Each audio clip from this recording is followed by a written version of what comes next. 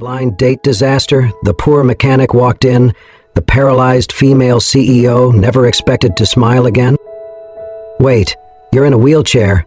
This is a joke, right? The man's voice cut across the restaurant, loud and sharp.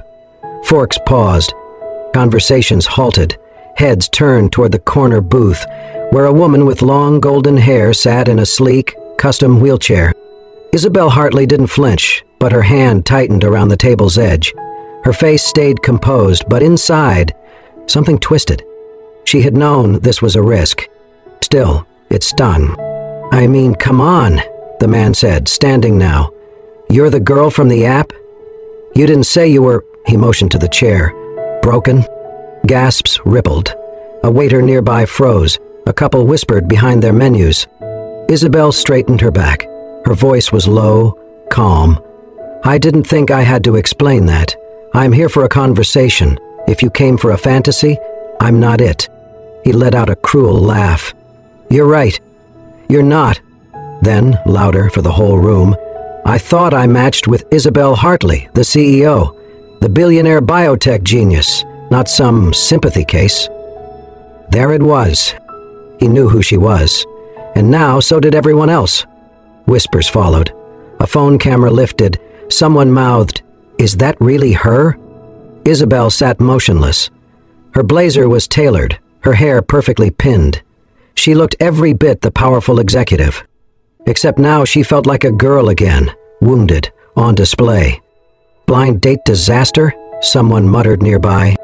Her fingers gripped the armrest. She reached for her bag. She would leave, alone. Then a voice cut in. Calm. Steady. I think that's enough. Every head turned. A man stood at the door. Tall, broad, in a worn denim jacket and dusty work boots. He walked with quiet purpose, eyes locked not on the heckler, but on her. He passed the stunned host and came to her side. His hand rested gently on the back of her chair. "Are you ready to go?" he asked, softly. Isabel blinked. Was this another cruel joke? But his gaze was steady, kind, not pitying, just present. She gave a small nod. The man turned to the one who'd insulted her. She deserves better.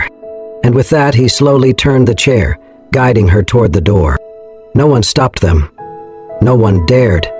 They left behind a stunned silence, and the image of a man who didn't raise his voice, only his presence. Outside, the air was cool and smelled faintly of rain. Isabel felt the tension in her shoulders begin to ease. He let go of the chair once they reached the sidewalk. "I'm sorry," he said. "I didn't mean to interrupt. I just couldn't watch that happen." She looked up at him, his stubbled jaw, grease-stained collar, tired eyes. "You don't even know me," she said quietly. He shrugged, didn't need to. Isabel exhaled slowly. "Thank you." He smiled. "Liam." "Isabel." "Nice to meet you, Isabel, despite everything." A soft, surprised laugh escaped her. "Likewise." They stood in silence for a moment, just city sounds and her heartbeat slowing back to normal. "I didn't get to eat," she admitted. "Skipped lunch for, well, that." Liam glanced back at the restaurant. "Doesn't look like you missed much." Then, after a beat, "There's a food truck nearby, nothing fancy. But the grilled cheese? Legendary." She hesitated, then nodded. He grinned. "Let's go." And for the first time in a long while, Isabel Hartley followed someone, not out of fear or obligation, but choice. Because sometimes healing begins with a disaster, and sometimes the right person walks in just when the world walks out. If this moment stirred something inside you, if you've ever felt unseen, unwanted, or underestimated, hit that hype button to let others know they're not alone. This story is just getting started. The evening breeze carried the faint scent of rain-soaked asphalt as Isabel wheeled slowly down the quiet street. Liam walked beside her, hands tucked into the pockets of his jacket. He didn't hover. He didn't push unless she asked. He just walked, steady and unhurried, matching her pace without effort. "Did you eat anything in there before?" He trailed off, his voice careful. She shook her head, a small smile tugging at her lips. "I didn't exactly have the chance." He chuckled softly. "I didn't think so. There's a street vendor a couple of blocks away. Nothing fancy, plastic chairs, paper plates, but their grilled skewers are worth it. Want to give it a try? Her instinct was to refuse. She was used to private dining rooms, curated menus, the weight of expectation. Street food was something she hadn't touched in years. But the warmth in his tone, casual and without pressure, made her pause. "Why not?" she said. "Good," he replied, a smile breaking across his face. "Because I was already heading there." They turned the corner and found a modest food stall, lit by strings of yellow bulbs. The scent of garlic, soy, and roasted meat filled the air. Families sat on mismatched stools, laughter and clinking bottles weaving through the night. Isabel felt strangely out of place and yet oddly at ease. Liam ordered for them both, 2 skewers, fried dumplings, and a bottle of sparkling water. When the plates arrived, the server leaned clumsily, and a streak of thick sauce slipped from the skewer, splattering across Isabel's shoe and ankle. She froze. Heat flushed her face. This was the kind of accident she dreaded, moments that magnified her chair, her difference, her inability to maneuver quickly. She braced for awkward apologies, for the server's flustered pity, for Liam's uncomfortable silence. Instead, Liam calmly reached into his jacket pocket and pulled out a folded cloth rag, the kind a mechanic might always carry. "Hold on," he murmured. Before she could protest, he crouched beside her.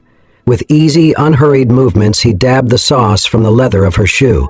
Then, as if it were the most natural thing in the world, he lifted her foot gently, supporting it with both hands, and placed it back onto the footrest of her chair. Not a hint of hesitation, not a flicker of pity. Just care, respect. Isabel's breath caught. No one touched her like that, not since before the accident. Every gesture from others had been heavy with awkwardness or dripping with condescension.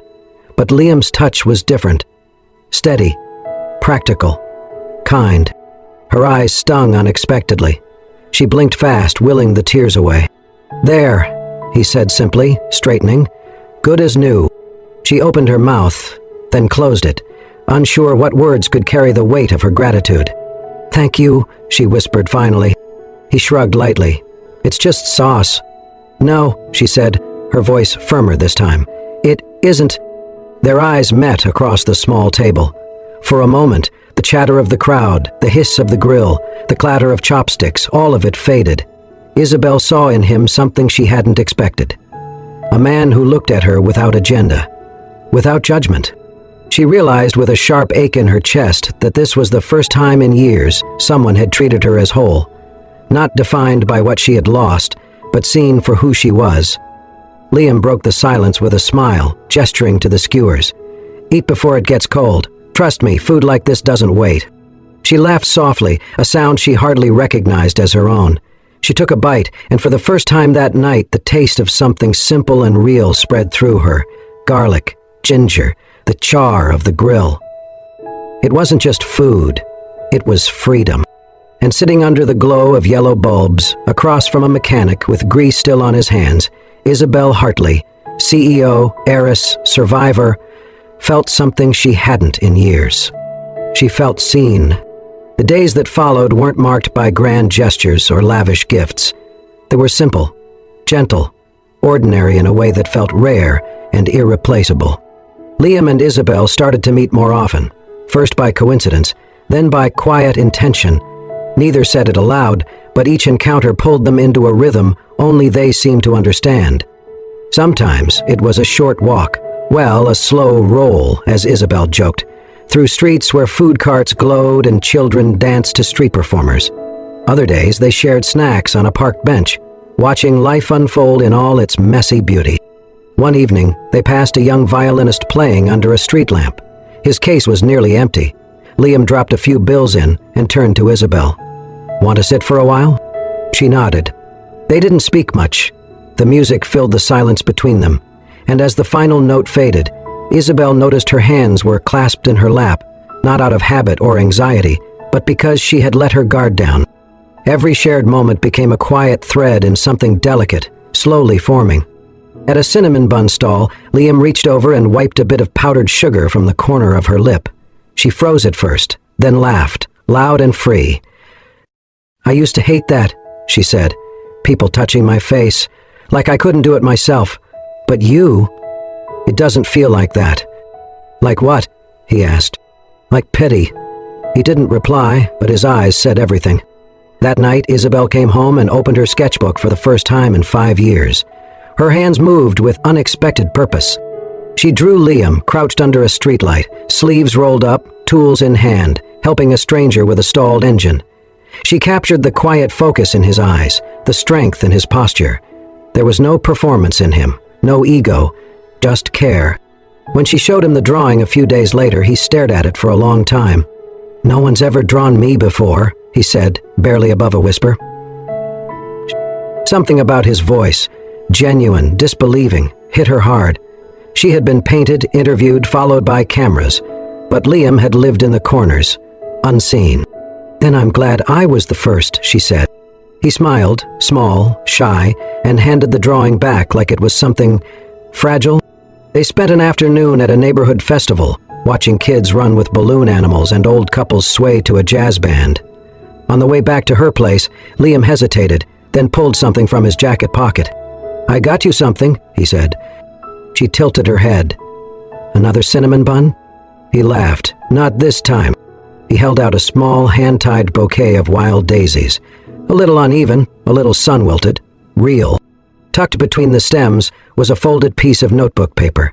Isabel unfolded it, her hands trembling. In his rough handwriting were the words, "You deserve to be seen as you, not as a chair." She didn't speak. The tears came quietly. For years, she'd been admired, obeyed, even feared, but not seen. People noticed the CEO, the headlines, the wheelchair. Liam saw Isabel. Not her company, not her past, not her limitations. Just her. When she looked up, Liam's face was unreadable, unsure if he'd said too much. But she didn't let him wonder for long. "That's the most beautiful thing anyone's ever said to me," she whispered. He nodded, voice soft. "It's the truth." As the sky darkened and string lights flickered on around them, Isabel leaned her head gently on his shoulder. She didn't know where this was going. She didn't know how long it would last. But for the first time in years, her heart felt full, and the world, once cold and sharp, began to feel warm again. The night was unusually still, the kind of stillness that made every soft sound feel closer, more intimate. They sat side by side on the rooftop of Liam's apartment building, legs stretched out, backs resting against old lawn chairs that creaked with each breath. A Bluetooth speaker hummed low beside them, soft jazz and acoustic covers blending with the wind. Liam handed her a cup of warm cider, his fingers brushing hers briefly. Isabel murmured a quiet thank you, her voice nearly lost to the breeze. He didn't speak. He never pushed her to. They sipped in silence until the song changed, and Isabel finally spoke, not with grand declarations, but with a memory. "My mother loved this song," she said softly. She used to sing it while brushing her hair. Every night. Same time, same melody. Liam turned slightly toward her, listening. "I was 15 when I told her I didn't want to sing anymore, that I wanted to study business instead of music." She didn't argue, just said, "Whatever you do it with your whole heart." A faint, sad smile tugged at her lips. "And I did. I built the company, broke records, became CEO. I did it with everything I had." But she wasn't there to see it. The words hovered in the air. "I used to think that if I worked hard enough, succeeded loud enough, I could drown out the guilt, the emptiness." Liam set down his cup, silent. He didn't offer platitudes, just leaned back and whispered, "She already saw the part of you that mattered most." Isabel blinked. Her throat tightened. "She did," she said quietly. "And I forgot who that girl was." The silence returned, gentle, not heavy. Then Liam spoke. "I dropped out of college," he said. "Mechanical engineering. Had a full ride." She turned to him, surprised. "My sister had a kid, then a relapse. Drugs. Disappeared. My mom was already sick, so I stepped in. Got a job at the shop. Changed diapers between oil changes." He gave a dry chuckle. "Not exactly the life I pictured." Isabel reached out, touched his forearm, the first time she'd initiated contact. "That must have been hard." "It was," he said, "but he's everything now. That kid saved me." They stared ahead again, two people who'd lost deeply and loved anyway. Later that week, Liam texted, "If you're free tonight, I want to show you something." She was. He picked her up in his old truck, carefully helping her into the passenger seat before loading her chair in the back. They drove quietly through winding roads, city lights fading behind them. When they stopped, Isabel's breath caught. The old stone bridge. "This used to be," she began. "Your favorite spot," Liam finished. "I know." Her eyes widened. "I looked up the places you mentioned once," he said. "You said you used to come here with your mom, that it was your dream to walk across it one day." Her voice cracked. "I can't walk it." "I know," he said gently, "but we can still cross it." He opened her door, brought out the chair, and wheeled her gently onto the path. The bridge wasn't long, but it arched in the middle. From the top, the river curved below, framed by trees that bowed like guardians. They stopped near the center. "I always imagined holding her hand here," Isabel whispered. "Thought maybe if I came back, I'd feel her again." Liam said nothing. He simply took her hand. Warm, steady. He squeezed it. "I don't feel alone anymore," she said. He turned to her, his eyes soft. "You never were."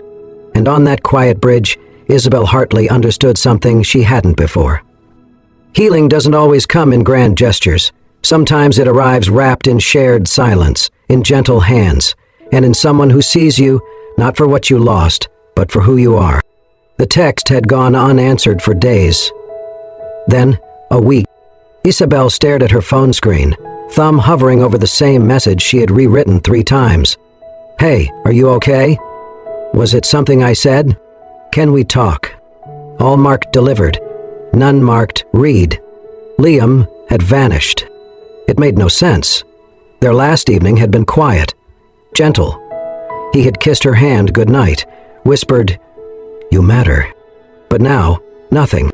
She scrolled up the thread, reading old messages like a woman trying to remember how happiness had once sounded. And then, suddenly, a new message appeared. "I met someone else. You deserve better." 8 words. No punctuation, no warmth, no explanation. The breath left her body. Her hands trembled as she lowered the phone to her lap. Outside her apartment window, the world continued as usual. Cars passed, someone laughed down the street, a dog barked. But inside, she was still broken. Again, the memory of her mother's funeral blurred with the moment her father said she'd never find someone willing to carry her dead weight. And now, even Liam, gentle, warm, honest Liam, had proven him right. She didn't cry right away. Instead, she went numb, rolled her wheelchair to the living room, turned off the lights, sat in the dark. Meanwhile, across town, Liam wiped blood from his split lip and pressed an ice pack to his jaw. His shop was quiet now. The others had gone home. The fluorescent light flickered above him as he slumped against the metal drawers. His shoulder throbbed from where the man had punched him, twice. He didn't even see them coming, just 2 suits waiting in the alley after his late shift. No conversation, just fists and a warning. "You don't belong in her world. Walk away, mechanic." One of them had said her name. That was the part that made his stomach twist. They weren't random thugs. They were sent. From her father, he knew. Liam sat with the knowledge, like a stone in his gut. He hadn't known Isabel's full identity until a week ago. The CEO, the legacy, the billion-dollar empire. She had told him she ran a company, but not that company. He had never looked her up. He hadn't needed to. But someone at the shop had shown him a business magazine with her face on the cover. "Isn't that your girl?" they'd joke. He smiled and nodded. But something inside him turned cold. And now this. Pain bloomed through his ribs as he leaned forward to grab his phone. He opened her messages, read every one. His fingers hovered above the screen. He wanted to reply, to explain, to tell her that none of this was her fault. But he didn't, as Hornby expected. Because how could he bring her into his world, into greasy overalls, overdue rent, and late-night fights in alleyways? She deserved someone who could protect her from this. Someone who didn't have to choose between dignity and survival. So he made the cruelest choice he could think of. He lied, and he told himself it was for her. Back in her apartment, Isabel sat in the dark long after the phone went silent. The ache wasn't just about Liam leaving. It was the familiarity of it. People always left.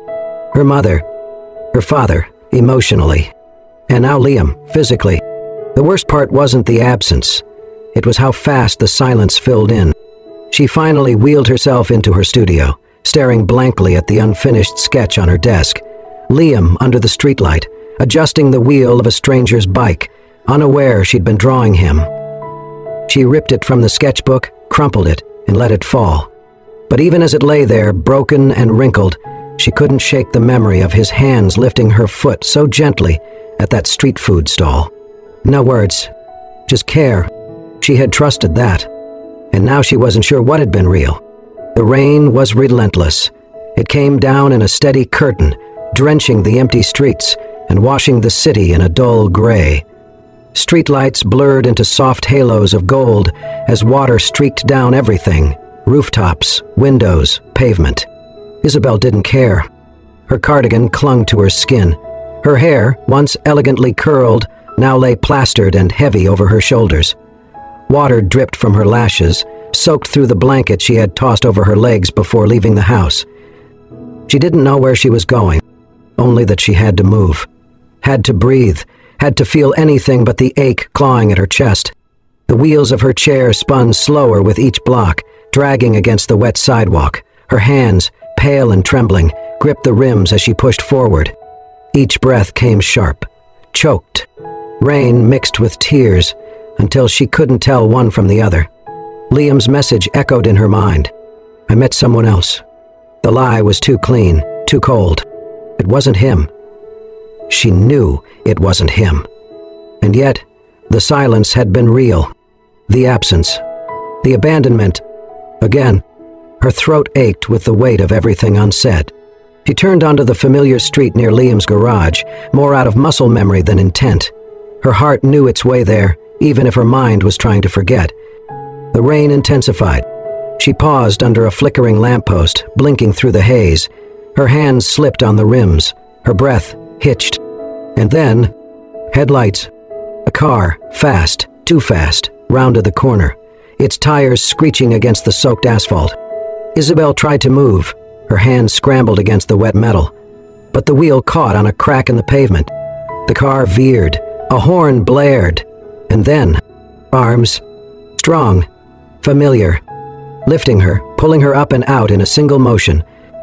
The world tilted, rain exploded around them, and the next thing she knew, she was in someone's arms, pressed tightly to a warm chest, the impact of what could have happened slamming into her all at once. She gasped, looked up. Liam. His face was soaked, his hair dripping, his eyes wild. His chest rose and fell in short, panicked breaths. You, she began, but the words caught. I saw you crossing the street, he said, voice raw, and then the car. God, Isabel. Her bottom lip quivered. Her eyes filled again. You left, she whispered. You left me. Liam's arms tightened. I thought letting you go would protect you, his voice cracked. I thought if I disappeared, your life would stay safe, untouched by all the mess that is me. She stared at him, stunned. The message, she choked. You lied. His nod was small, tortured. I couldn't say the truth. Your father, he swallowed. He sent people after me, told me to leave you alone. I didn't want you caught in the middle. Isabel's hand clenched the front of his soaked jacket. Her entire body shook, not just from the cold, but from the torrent of emotion crashing through her. You think I needed protection from you? She said. What I needed was the truth. What I needed was you. Liam closed his eyes, forehead resting against hers, rain sliding down both their faces like falling stars. I'm so sorry, he whispered. Her fingers rose to his face, brushed away a drop or a tear. And then, without thinking, without fear, she leaned forward and kissed him. There, in the middle of the empty street, soaked to the bone, heart pounding, breath shaking, she kissed him. It was not graceful. It was not quiet. It was everything. All the pain, All the waiting, all the walls crashing down in one soft collision of lips and trust, and finally choosing love, without shame. When they broke apart, their foreheads remained pressed together. "Liam," she whispered, "I don't care about money, about image, about what the world thinks I should be." Her voice trembled, but her eyes didn't waver. "I want this. I want you." He let out a shaky breath. "You're going to get soaked," he said. She smiled through tears. Too late. And he looked down at her. And for the first time since the night she rolled away from that restaurant in shame, Isabel felt whole. They stayed like that a moment longer, the world softening around them in the rain. And somewhere in the distance, a car door slammed. A dog barked. Life resumed. But in that moment, everything changed. The grand hallway of the Hartley estate was colder than usual. Marble floors stretched endlessly beneath chandeliers that sparkled like ice. Isabel's wheelchair moved silently over the polished surface, Liam walking beside her, his hand steady on her shoulder. He had never belonged in a place like this, and he knew it. But he didn't flinch. At the end of the corridor, her father waited. William Hartley stood like a statue near the fireplace, arms crossed, eyes sharp. He didn't move when they entered. His gaze flicked from his daughter to the man beside her and darkened. "I see you've brought him here," he said flatly. "I have," Isabel replied. Her voice was calm but unwavering. "Because I want you to look at him when you tell me why I don't deserve love." William's jaw tightened. "That man has no place in your life. Has more of a place than anyone else ever has," she said, "including the men you tried to set me up with." William stepped forward. "You are the CEO of a multi-billion-dollar company. Your life is not your own. You're responsible for an empire. You're a Hartley." Isabel drew in a breath. Her hands gripped the wheels of her chair, knuckles pale. Then slowly, she looked up and said what had weighed on her chest for years. "I never asked for any of this," she said. "I inherited it. I worked for it. I honored it. But I won't let it define whether or not I'm allowed to be happy." William's expression cracked, only slightly. "And what?" he said bitterly. "You'll give it all up? For him?" "If that's what it takes," she answered. "No hesitation. I will." Liam turned toward her, startled. "Isabel!" But she held his gaze. "I mean it." Her father stared at her for a long time. His eyes, once so full of fire, of ambition, now dimmed with disbelief. "Then go," he said at last. "If you walk out that door, don't expect to walk back in." A heavy silence fell, and then, without a word, Isabel turned her chair toward the door. Liam followed, pausing only to glance back once at the man still standing in his frozen world. He said nothing. Outside, the evening air was thick with the scent of pine and distant rain. The sky had darkened, but the clouds had not yet opened again. The path that led down the driveway glistened under the streetlights. They moved together in silence. When they reached the end of the driveway, Isabel let out a slow breath. "That was easier than I expected," she said. Liam didn't respond at first. Then, as they reached the edge of the property, he stopped walking. She turned to look at him. "What is it?" Liam crouched slightly, so they were eye level. His hands, rough from work, found hers, still cool from the night air. "You shouldn't have to give up your life for me," he said quietly. "I didn't give up my life," Isabel said. "I walked away from a prison I mistook for a legacy." She paused. Then, softer, "You gave me the courage to want more than just survival." He looked at her, eyes glassy, lips parted. "I don't need the world," she whispered. "I just need you there when I fall apart." Liam swallowed hard, and instead of answering, he simply took her hand and held it tight. He didn't need to speak. His eyes said everything. "I'm not going anywhere." The sun cast a warm glow over the garden behind the old auto garage. Ivy climbed the brick walls, and wildflowers lined the wooden archway, decorated with hand-tied ribbons and fresh daisies. A few string lights flickered above, swaying gently in the breeze. It was not grand or luxurious, but it felt real. 3 months had passed since Isabel Hartley walked away from her father's estate. Today, surrounded by potted plants, borrowed chairs, and soft jazz playing from a speaker on the garage steps, she sat in her wheelchair, smiling. Liam stood nearby, adjusting the collar of his white shirt. It was wrinkled despite his best effort, but she thought he looked more handsome than any man she had ever seen in a suit. Their small engagement ceremony had drawn just a handful of friends, neighbors, and co-workers from the garage, but the space felt full of warmth, laughter, and people who came not from duty, but love. Luna, Liam's niece, stood proud as the flower girl, wearing a daisy crown and carrying a basket that once held car parts. Isabel glanced at the little card table holding a simple white cake, 2 champagne glasses, and the bouquet Liam had picked himself from a corner florist. She hadn't cried all morning, until she saw him, William Hartley, her father. He stood at the edge of the garden, not in a suit but in a plain gray sweater and slacks. His hair was grayer, his stance uncertain, out of place. The music softened, conversations hushed. Liam straightened. Isabel's breath caught. William stepped forward slowly, stopping in front of Liam. The silence was tight. Then he extended his hand. "Lover. That's all I ask." Liam stared, stunned, then shook his hand firmly. A wave of applause rose around them, gentle, genuine. William didn't smile, but his eyes flicked toward Isabel, glassy and searching. It was enough. She looked away, blinking hard. Later, after the cake was cut and the guests wandered off to the benches in the backyard, Liam approached with a quiet grin and held out his hand. "Come with me," he said. She tilted her head. "Where?" He only smiled and guided her wheelchair down a narrow path behind the garden, leading toward the beach beyond the property. It wasn't famous, just a quiet stretch of sand where the water kissed the shore in slow, rhythmic waves. At the edge, he stopped. "Are you sure?" she asked. He nodded, then knelt in front of her. With gentle strength, he helped her stand. Her legs trembled, but his arms held steady. She leaned into him, fingers gripping his shoulders, his hand firm at her waist. The sand was soft beneath her bare feet, cool and grainy. It clung to her skin like memory.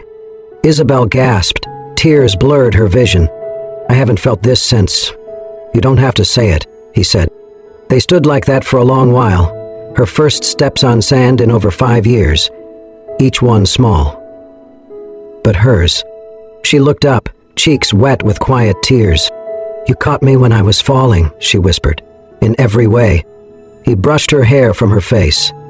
"And I'll be here, every step after." She pressed her forehead to his. "I love you. I love you more." The breeze rolled in, salt and softness in the air. The waves whispered. Together, they took another step. No audience. No spotlight. Just the beach, the breeze, and the beginning of something new. And in that moment, under the wide-open sky, Isabel Hartley finally felt what she had been chasing for years. Peace. And the courage to believe this wasn't an ending. It was a beginning. Thank you for being here with Isabel and Liam, a story of healing, love, and second chances. If it touched your heart, tap the hype button to support more stories that matter. Until next time, stay soft, stay brave, and never stop believing in the quiet power of love.